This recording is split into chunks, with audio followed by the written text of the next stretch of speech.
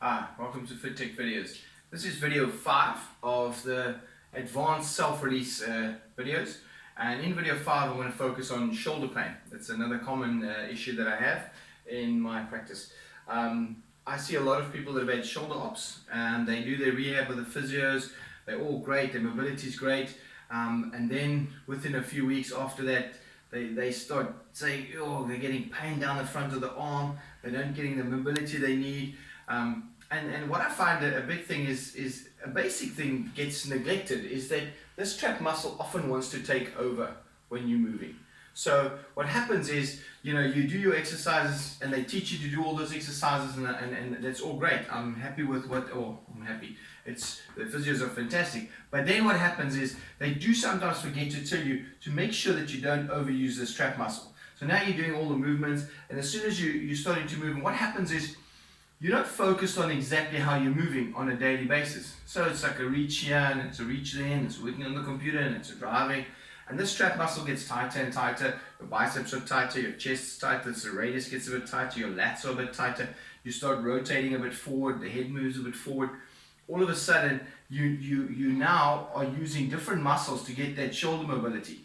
So now the muscles, instead of working together to get that great mobility that you're supposed to have, they're now working against each other so now the trap muscle is moving first before it's supposed to. Now you're up here when you're trying to move, and even me, I can't get my shoulder higher than that when the trap muscle's over engaged. So that's the number one thing.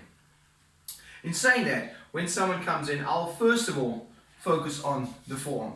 If it's anything to do with the shoulder, the neck, anything like that, I always release the forearm first, because the forearm helps me to get deeper into that trap later on.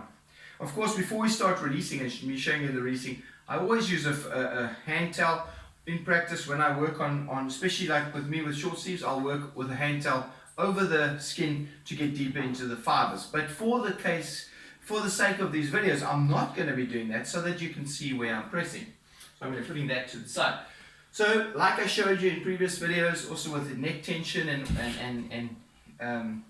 tension headaches, releasing the forearm is very important. So you can go and release into this little muscle between the thumb and the forefinger. You can grip it like that, or you can push it in that way.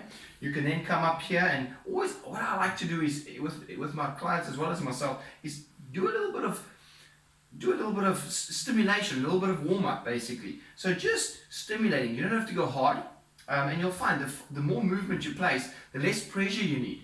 Movement helps you to get in, so you're not fighting that muscle. Then you grab hold of it. Once it's a bit released, you grab hold of it, and then you can start moving with your hand and your arm. Bit of rotation, bit of up and down movement. Same thing with the inside of the arm. In fact, I find movement is even more key when it comes to the inside of the arm. Get it in there and moving in there. Very, very good. Bicep, very important. You grab hold of it, little knuckle on the thumb, and just add movement. Movement helps to stretch the fascia, the fascial connections in between the skin and the muscle, and between the muscles.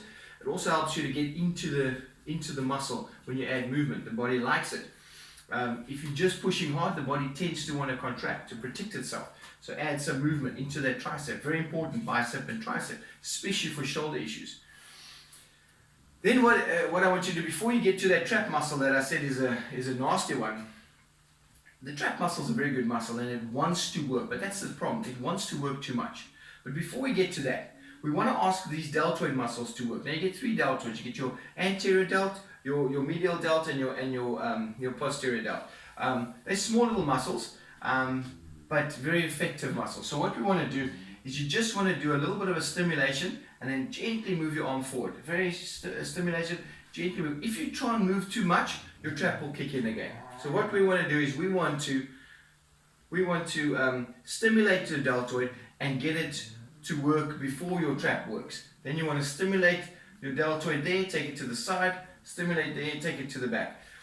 Now you're going into that trap. So then what you're going to do is you shrug up and relax, and then trigger, shrug up, relax, trigger, shrug up, relax, trigger, and then you can trigger and turn your head, and that also helps to release that trap.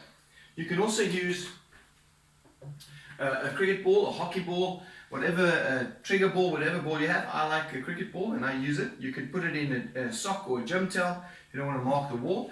This you can use to release the lower part of the trap, because the trap basically starts down here and it goes all the way up. So you can get it in there adding a bit of movement. What I like to do is take the hand onto the opposite shoulder, it opens that scapula and you can get all the way in there. Not hard. Add movement again. So it's not about pushing yourself against there and hurting yourself, bruising yourself. It's just a gentle release and you add movement. Always make sure that your knees are bent, you're controlling your body weight. So that's great about all the releasing. Then you're going to go into the pec. The pec is very important as well because it causes a rotation. So now what you're going to do is you're going to bring the arm up, grab hold of the pectoral muscle and stretch it out. So as you're stretching the arm out, you're pulling. So a little circular movement to get a good grip into the muscle and then stretching. So as you're stretching, you're kind of pulling against it just to stretch it. Now you do the opposite with your head and gripping. So you're gripping there and turning your head away. Gripping, turning your head away. Now you can use both hands. Gripping, turn the head away. Gripping, so it's a little bit of a downward and outward force with the hands. And turn the head. You can sometimes go a little bit back as well. Get a good stretch into that pec there. Then serratus, very important. The serratus anterior that comes in here. You want to get right under the chest here and just stimulate that muscle. And then what you can do is put the arm out and you can pull down and you'll feel it activate. Pull down and feel it activate, and then you pull down. Then what you do once you're down, you grip hold of the muscle, pull down as you take it up. So now you're stretching it. You could use a foam roller to get nicely into that lat. So now the serratus is in front and the lat's slightly more in the back. So you get into the lat there and you can add movement and into that serratus. So what you do is when you're in the serratus, almost on the ribs, you pull down a little bit, quite like tense the muscle, you'll feel that serratus, and then you can trigger it and then pull up to stretch it. So it's always good to hit the muscle and move something to stretch it, so you get a good fascial stretch in the muscle as well. Once you've done all those releases, then you can do a little bit of an exercise. So what you then do is use a wall. You can crawl up, but make sure, so you're putting your opposite hand on your shoulder. So as you crawl up, you make sure that the shoulder's not raising. As soon as the shoulder raises, you want to then stop there, shrug up, relax down, and carry on working. Because if you're working up and your shoulder's raising, it means your trap's overworking. So what you want to do is shrug up, relax, walk, shrug up, relax, walk. That way you get all the way to the top. So then you can do, once you've done it successfully on the wall, you can then do it here. And you can go up. As soon as you feel the trap engaging, you then stop there, shrug up, relax down, take it up further. As soon as you feel it, shrug up, relax, take it a bit further, just to get to get all the way up. So once you get all the way up and you get that mobility there without discomfort, then you can start adding, triggering underneath the arm into the lat and the serratus with the arm above the head. Of course, you don't want to do that when the shoulder's sore because you're going to cause these muscles to contract. Right. I hope that helps for you. Thanks for watching.